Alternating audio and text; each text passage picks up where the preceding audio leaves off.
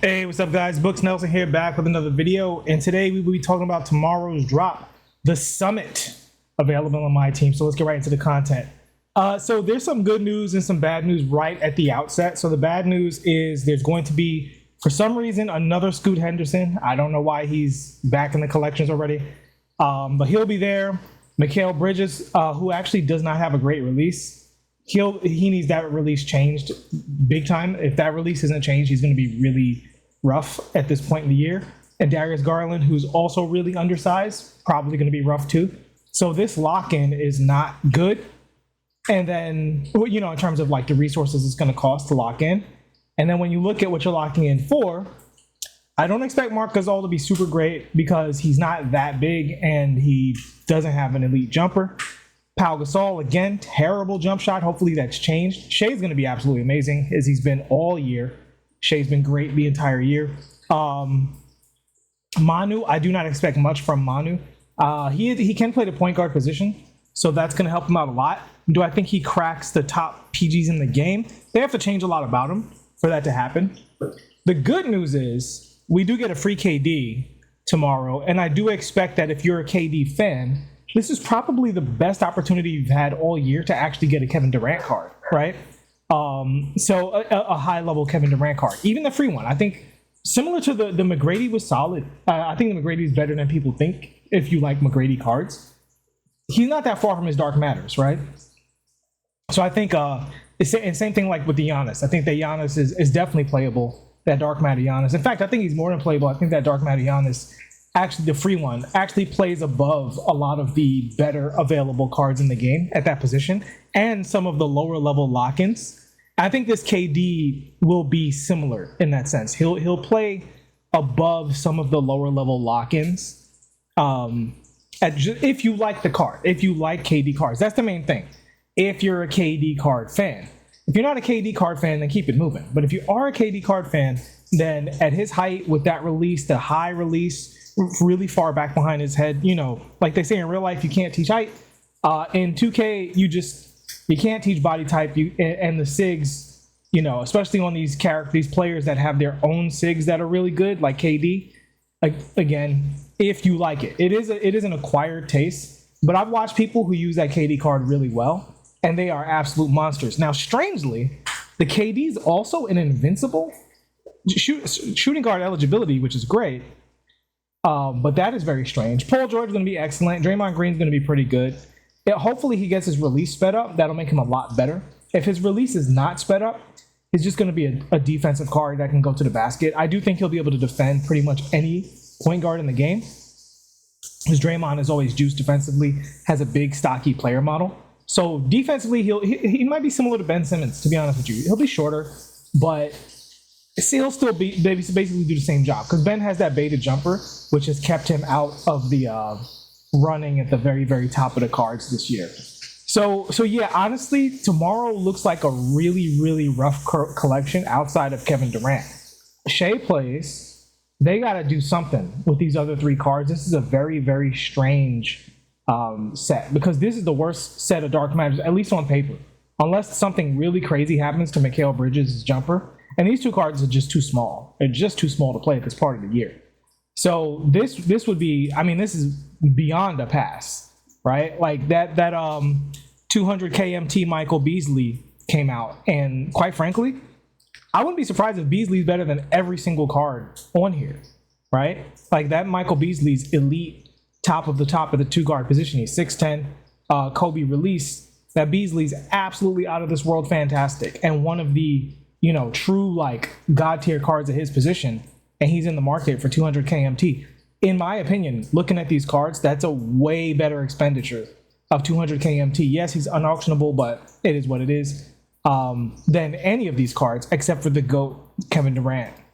That's probably the only one I would put above. Let's take a look real quick and see what position does his 100 overall play. His 100 overall does play shooting guard. I'm very curious what the base is going to be.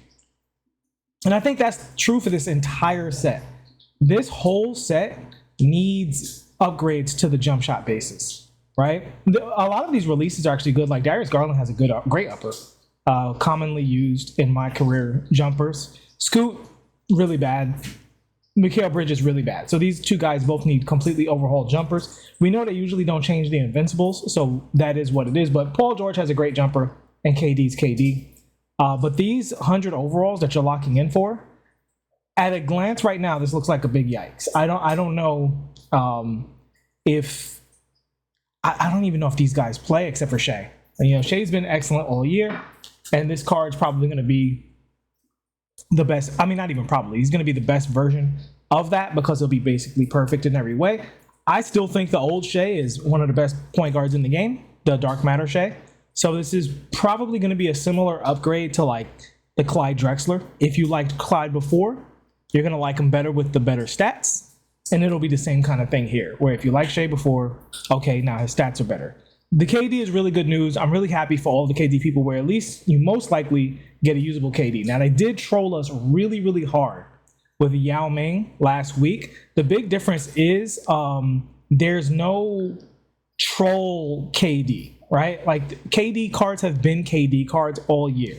If you don't like KD cards, then you're not going to like them. But if you've loved KD cards, they've all been mostly pretty good according to what makes that card good. I do think he's a card that's good. I think it's just a card that you have to lean into how he plays, right? That's the main thing. All right, so we do have some other news. We've got these other Invincibles coming. There's going to be locker code tomorrow as well. Hopefully I can even do that because I have to go to a show tomorrow.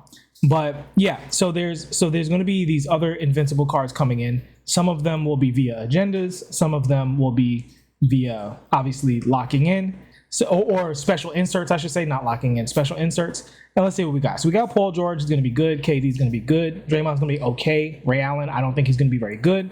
Lamar Odom is going to be fine. Karl Malone's going to be pretty good. I think DeAndre's probably going to be bad. Chris Middleton's going to be fine. I don't think he'll be much better than his Dark Matter. Chris Paul's going to be bad. Russell Westbrook is going to be fine. Zach LaVine, actually, I think is going to be pretty good. I actually very much like Zach LaVine. And I think Jimmy Butler's also going to be pretty good. I like Jimmy Butler's jumper a lot. I think, so the thing about Jimmy Butler's jumper is he's not good for the straight up off the dribble. I mean, like shooting straight up shots off the dribble, the way a lot of cards are. But his leaner is so smooth. It depends on which leaner they give him, though, because I think they've been switching his leaners up from card to card. So it depends on which one he gets. But his jumper, the way it blends, it's like the opposite of LeBron James, right? Like LeBron off of a pure standstill catch and shoot, I think he's fine. But LeBron off of a catch and shoot where he's moving, or going into the soft leaner, not the leaner where you get the full whatever animation he has, like Pro 2. I'm talking about that the slower fades, right? It's such a big load up that for me, later in the year, LeBron James became a card I personally did not want, because there's a part of his game that's a real weakness. With Jimmy Butler, that part of his game is a strength. If you're moving a little bit, Jimmy Butler's jumper is elite. And I think when you play the card, you just have to play into that. And then he's going to play great defense. He's got a bunch of really good SIGs. So I actually do think Jimmy Butler's going to be good. I don't think he's going to be S tier or anything like that. But I do think he's going to be very good. Out of this whole collection, card I would probably want the most would be Paul George, I would say. Yeah, I would say Paul George. Zach LaVine will probably have point guard eligibility. And, KD would be fine. I'm not a KD user, but it might be fun to try him out for the sake of, if you somehow got him or whatever. Which, again, I don't expect, because the pack odds are infinitesimally low. It's funny, they use the term astronomical in the New York Times article. Actually, infinitesimal. But anyway, that is neither here nor there. This is a My Team breakdown, not a lesson on grammar and nomenclature. That having been said, this looks like a full-on pass. This definitely looks like get the KD and keep it moving. But we'll find out for sure tomorrow when they drop those SIGs on us. So with all of that done, I thank you guys for the amazing support that you've shown the channel. We're almost at 1,600 subscribers. I can't believe the amount of growth that we've had on this channel already. And please like and subscribe if you have not already. And if you have, as always, I thank you for support. I'll see y'all in the next one. Peace.